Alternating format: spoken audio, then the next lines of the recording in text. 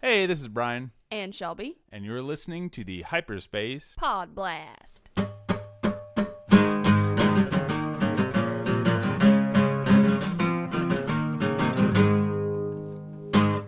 Aren't you a little short for a podcast? Huh? You got a lot of nerve showing up here. I don't even know anymore. Anyway, welcome to Hyperspace Pod Blast. And with us this week in our finally third episode of our last shot chapter chats, we have the great and powerful Oz. No, just kidding. We have Phil and Soph from Bright Tree Radio. Hello!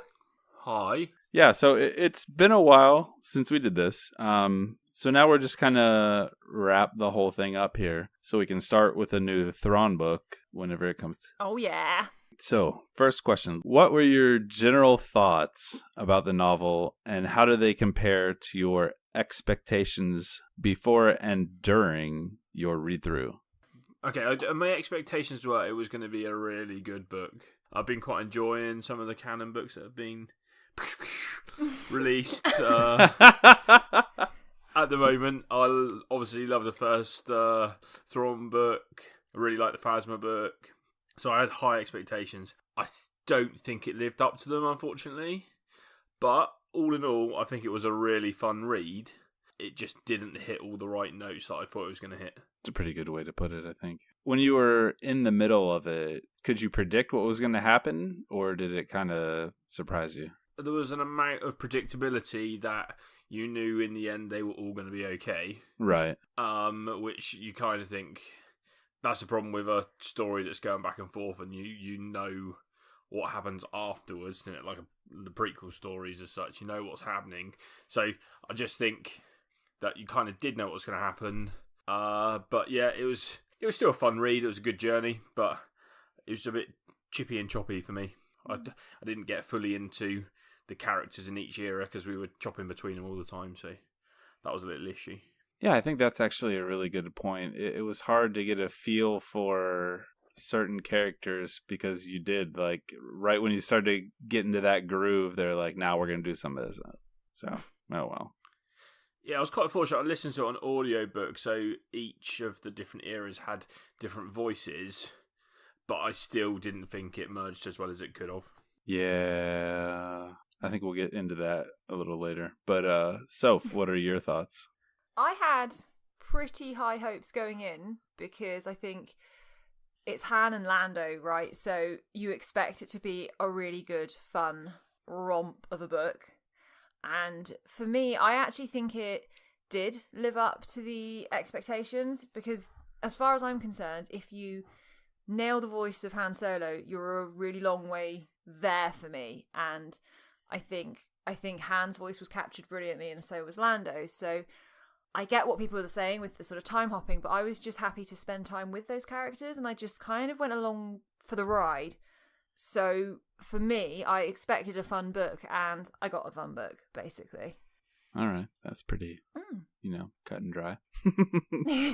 What about throughout the book? Like at certain sections, were you ever like, oh man, I hope this kind of thing happens and then it didn't or it did or anything like that? I'm one of those readers that I will go down. I'm not very good at guessing an outcome. I just go down the route the author wants. So I will fall for every single red herring that the author's going to throw at me. I'm like, oh, right, okay, that's what's happening. Oh, no, wait, no, it's not. Oh, wow. So I just sort of bumbled along through it. And I don't know, I don't really know what I expected because actually I found the whole tone of the book to be so different that it stopped me from thinking. It didn't feel like one of those classic Star Wars books, like a Zahn book. You know what you're getting with a Zahn book, and you kind of know what kind of vibe you're going to get from it. Where this, I don't know, hit me straight away that I didn't really know what was going to happen in it. I didn't really know what was going to, because as soon as you start having organic droid, like half body, half droid things, I just think all bets are off. What's going to happen now? So yeah, it was so different for me that I think it kept me on my toes throughout, I think. Right on. What about you, Shelbs? Well, I mean, going into this novel, I was like, okay, this is my second Star Wars book. Here we go. And I loved Thrawn, and I started reading this book, and I was like, okay, all right. And then it just became a slog for me. And frankly, didn't finish. Don't ever want to finish. But honestly, my expectations were that this was going to be a book where you do get to spend time with these characters that we know and love and kind of get a little bit deeper into that time era where we don't really know what happened. And we got that, and I enjoyed those parts, but I couldn't get into this story. It jumped around too much for me. I like the plot, though. Like, it's such a weird thing to talk about. Like, why do you not like this book? And I start talking about why I don't like it, but then I come up with all these reasons why I did. But, yeah, I think I enjoyed a lot of the tone of the book, but I just didn't like the execution, and I couldn't get through it. Yeah, I would actually echo that. I think, as I said in every version of this so far, I just don't really like the way he writes for Star Wars anyway. If it wasn't Star Wars, I might not even care. But yeah, it was weird because, like you, I thought it was a cool story, but I don't know. I think I was tainted because my expectations were, it says on the cover, a Han and Lando novel. I thought it was going to be them together more, and it was mostly them apart and in different time frames. I don't know. I guess just the whole thing didn't live up to any of my expectations, which I should know better as a Star Wars fan, not to make expectations. But oops. Yeah, I didn't hate it, but it's no heir to the Jedi. But anyway, yeah, it's not my favorite. We'll leave it at that. I think you said on a previous episode, and I think it really helped for us too. We read this almost in one sitting because we were lucky enough that we were on vacation when the book on came holiday. Out, and I think, yeah, and a lot of I think you've said this in the past chapter chats as well. When you take a break from the book and go back into it again, it's hard to get back into it. And we pretty much read it between us. It was about 2-3 days.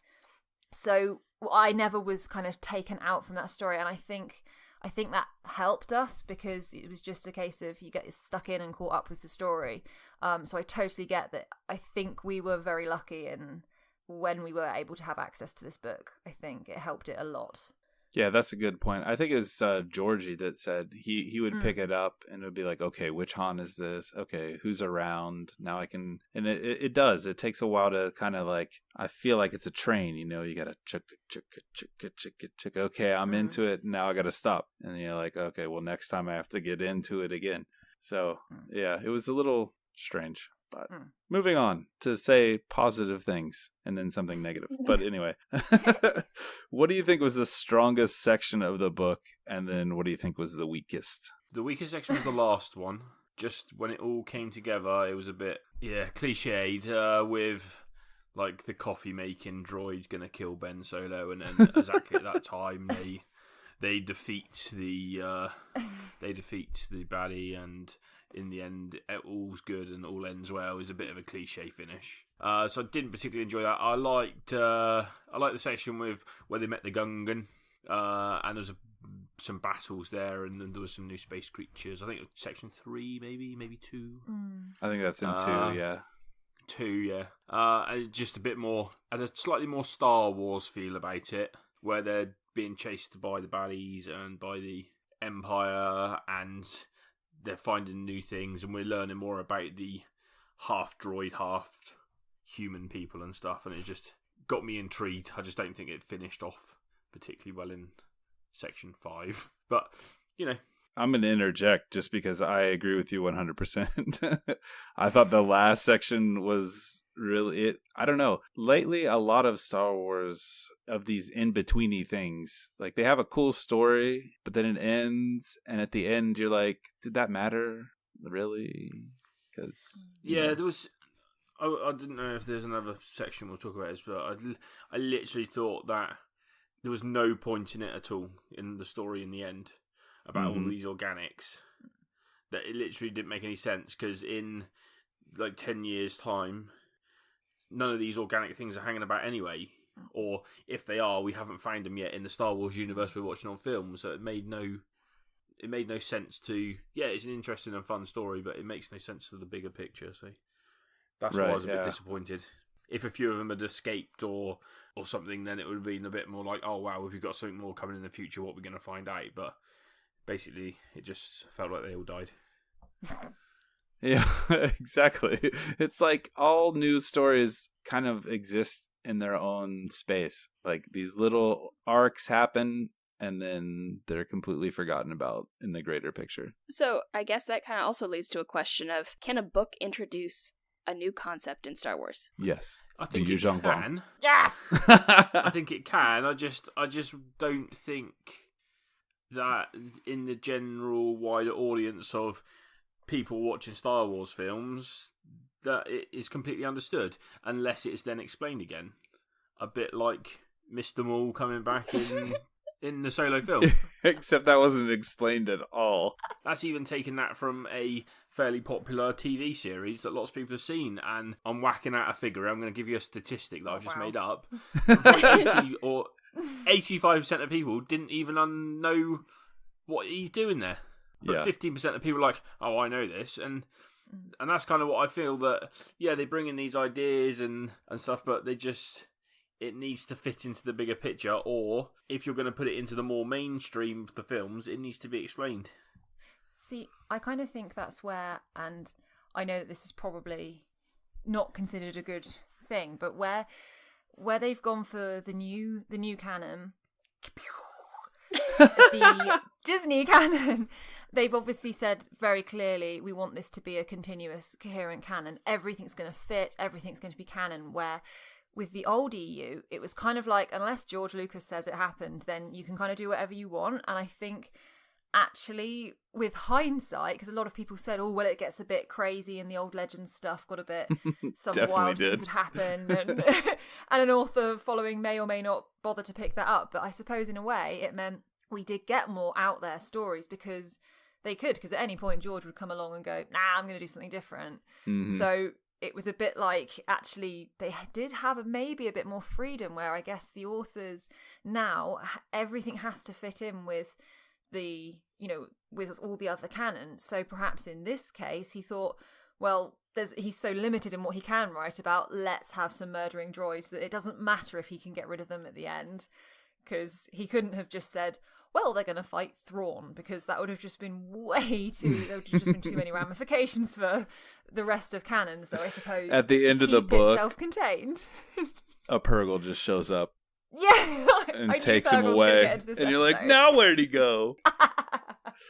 But I think that whole thing actually is more because of we're in an era now where we know we're getting films, we have all these books, we have TV, and before it was basically like, if you like new Star Wars, you better read the books because that's all there is. So they were able to do a lot more, get kind of out there and invent things that did matter going forward, because there was nothing else. Now the books are a very contained space, and like Phil said, it's a small percentage of the gigantic Star Wars fandom that's reading all these books and things. So if they try to tie too many things into the movies, people are going to be like, what? And it's going to be like you said, they're going to have to explain it. So half of the movie is going to be explaining these things that people read about, and it's going to be terrible. Yeah.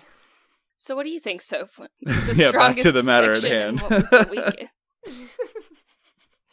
So the strongest parts for me, it was more, rather than like a specific section, it was a theme. So the main scene that sticks out to me from this book was Han and Chewie running through that motel, being chased by one of these murderous droids, and like the eyes are glowing in the dark. And basically, anytime this book went into more of a horror direction, I personally thought worked really well, because I always like a blend of sci-fi horror, and there were definitely parts of this book that I felt went there, and they were a real highlight for me. Anything to do with that. I think Lando had a few bits as well. It just felt like he kind of had a bit of a play around with the genre, and I really liked that. And I also had to do a special mention that I really liked Han and Leia in the book as well. I thought both of them were done really well. I thought Leia's appearances kind of sparkled throughout the novel. Whenever she appeared, he got her voice really well, and the dynamic worked really well between like her and Han and her and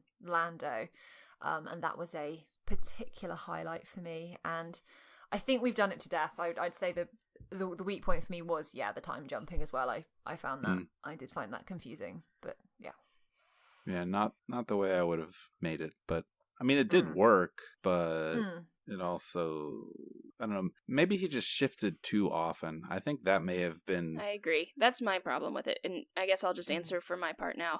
It's just that the weakest part was the time jumping, and I don't know, it's just like I would finally get into something and you would already be done with that portion, and it was exhausting. So that would be the weakest part for me. The strongest part, I'll agree with you, Soph, is the voice of Leia, and this is the Leia that I'm always looking to see in new Star Wars. Yeah. Because she's spunky, she's not this, like, lofty, I know everything, and look at me being an amazing leader all the time. Right, that hitting Hope on the head with a hammer over and over again, Leia. It makes Leia more of a person, which I think that a lot of new writing of Leia forgets to do. So I really enjoyed that part. That was probably the strongest, that he really captured the voice of both Han and Leia. Yeah, he did a bang-up job on all the current characters. I don't know. It's really hard to complain about that. It's just what he did with them wasn't the best. But whatever. So now we're going to be super positive. And we're going to ask, who was your favorite character and why? I like Taka, the pilot, the getaway man, as such. I just thought his introduction when he was advertising that he was Han Solo was just absolutely brilliant, and he just had fun, entertaining line story all the way through. He's confident. Yeah, it's kind of like Han Solo. He just added a bit of fun. A bit of fun to at times was a story that was not as fun. That was fun, but. It was. It just needed a little bit of humour because it did have some serious undertones to it. So, yeah, out of the characters, obviously, gotta love Han and Lando. But yeah, if I had to pick someone else apart from those two, I'd pick Taka. Nice, good choice. Or the Gungan, obviously, because he was immense, but he was only in about 3 pages. So.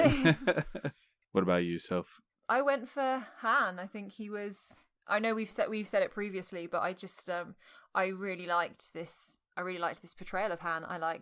I'm really into young Han at the moment, and I liked, but the one that impressed me the most, because I think it's probably easier for them to get young Han pretty good because he's way more kind of fun and carefree.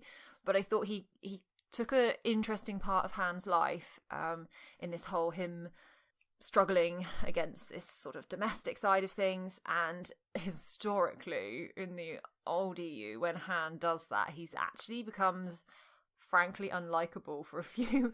There's been a few books in the New Jedi Order where I've been like, I really want to just punch Han right now because he's doing my head in.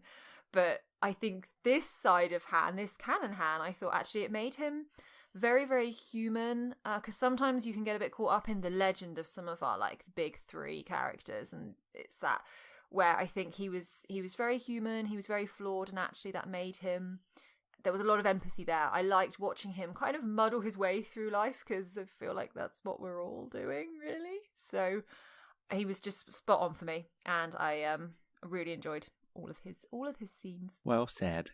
Shelb? My favorite character would be Lando, just because I like getting any more Lando at this time.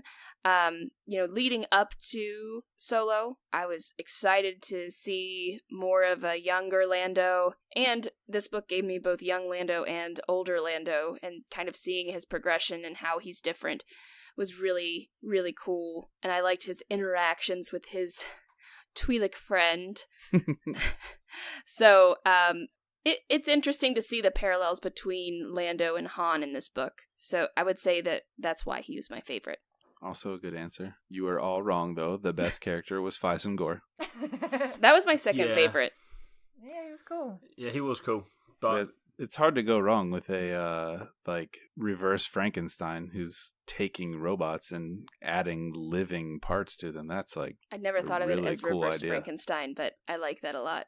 That's amazing. You're welcome. He was a really good villain. Yeah, I thought it was cool. And maybe they should look at some villains like that in the movies. Yeah. You know, rather than putting Maul in. Oh, jeez. You know, he's a much better villain than Dryden Voss.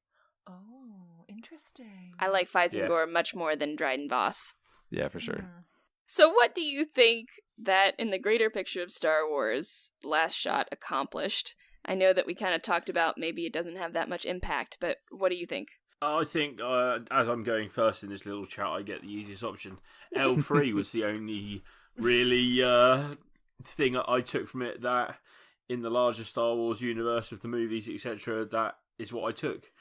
I'm a canon unsympathizer. And not everything that I think they say is canon. And I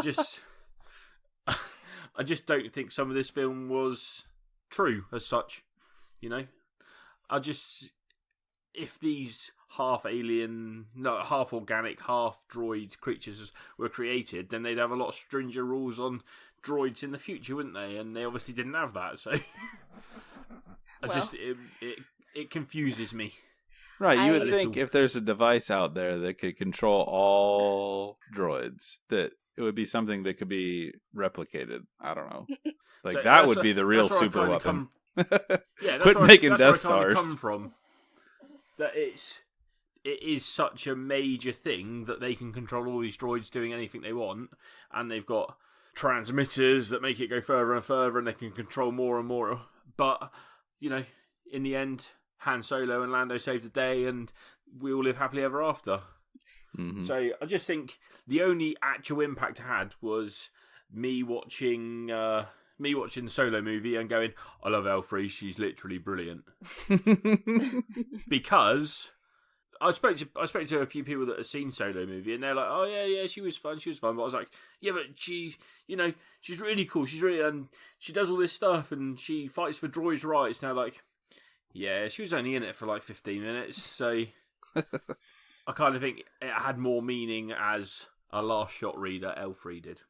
So what you're saying is not all of it is part of Phil canon or fanon. Fanon. No, this is not. You're correct. Soph, what about you? Yeah, I think it was a pretty self-contained story. Oh, I think intentionally so. Mm-hmm. But I think for me, what I took from it as part of kind of my Star Wars universe, I thought it gave Lando some very much needed depth and backstory, because you get the vibe from Empire Strikes Back and Return of the Jedi that he is a complex man, but he doesn't, you just don't get to see that, and certainly not in canon. We haven't had that yet. Well, we seem to have a bit more from Han, because, I don't know, he just had the benefit of A New Hope, and so we had a bit of a better idea. Where Lando, I kind of thought up until this point, we didn't really know what made him tick, and I thought I loved this addition of his backstory with L3, and then I thought it was brilliant. Giving him a love interest, I thought was a pretty nifty little idea, because it just showed how much his character had grown over the years. And I think Solo kind of helped with that as well, that he, you know, him and Han, obviously they were never besties to start off with, you know, and they couldn't have been for Empire Strikes Back to have happened. There was no way they were firm friends.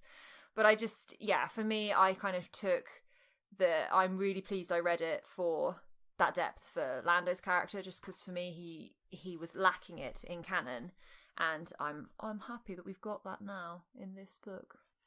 Yeah, that's a really good that's point. Interesting. Yeah, I think that's interesting, but reading Legends or Expanded Universe, backstory and Lando from that is way more interesting. So you've got to shut that out of your mind, which I find difficult to do. He did more fun things in the future, but his romantic backstory in Legends was dreadful in comparison to this. I'm Team Kasha all the way. They kind of... I'm all about Kasha. The Legends, especially when it started out, it just took every characterization, like, stereotype of each character and just blew it out of proportion. And this kind of took Lando and flipped it on its head, which was a nice change of pace. Made him a human. Mm-hmm. In love with a non-human. Bow, chicka, bow, wow, wow.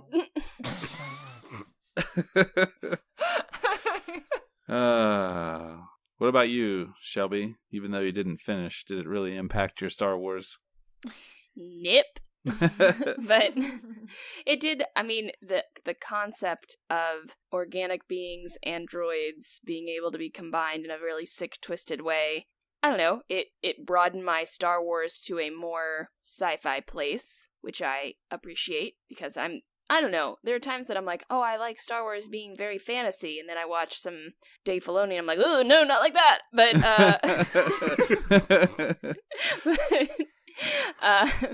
but then I also, I love sci-fi, so I appreciated this version of it. Now, if we have some face-sucking aliens in Star Wars, I'd be like, no, not so much.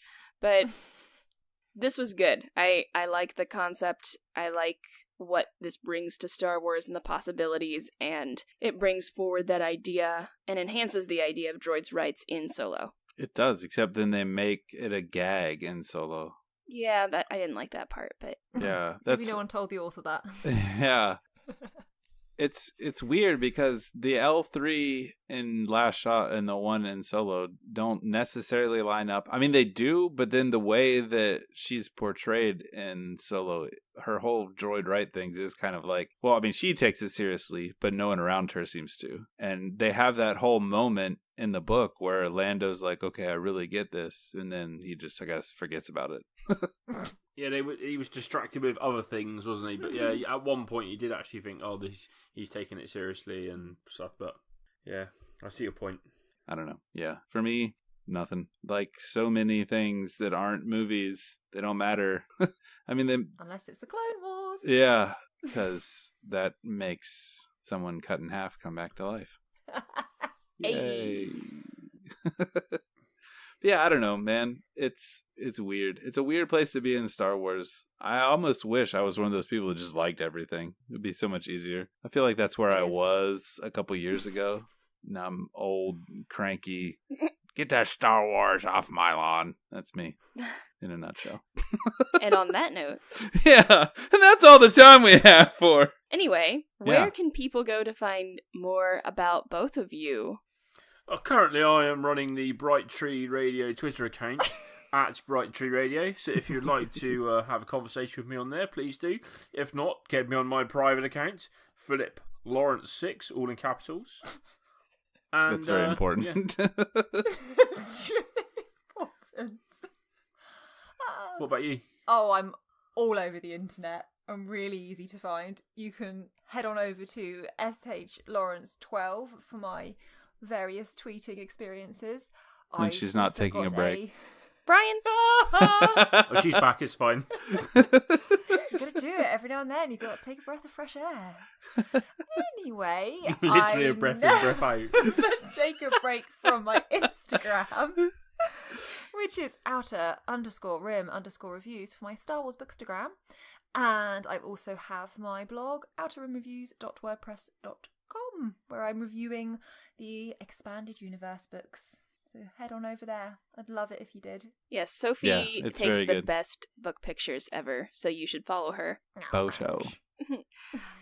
As always, you can find us on Twitter at hyperspace_pod. You can email us at hyperspacepodblast@gmail.com. And you can find our content on hyperspacepodblast.com. Ta-da! So thanks for joining us, guys. That's the end of Last Shot Chapter Chats after a very long break. But we are going to do it again for Thrawn Alliances. So if there's anyone out there that would like to add their voice to the conversation, hit us up and we'll see. We can't have like 30 people, though, just FYI.